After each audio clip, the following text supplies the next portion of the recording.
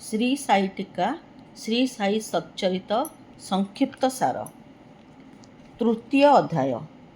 ସାଇ କହନ୍ତି ଶ୍ୟାମା ଶୁଣ, ମୋ ନାମ ଯେ କରେ ସ୍ମରଣ, ତାହାକୁ ସହାୟ ମୁଁ ହୁଏ, ଆଗ ପଛରେ ରହିଥାଏ।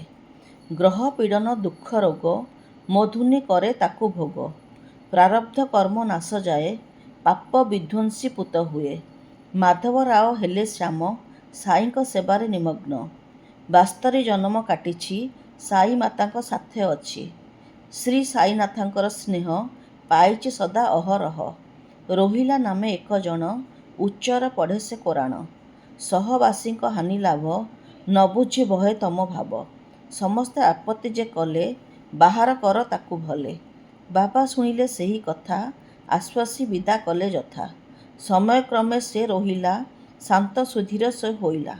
ବାବା ଚରିତ ପୁଣ୍ୟ ଗାଥା, ପଢ଼ିବା ଶୁଣିବା ସର୍ବଥା। ତୃତୀୟ ଅଧ୍ୟାୟର ବାଣୀ, ସୂଜନ ହେତୁ କର ଶୁଣି।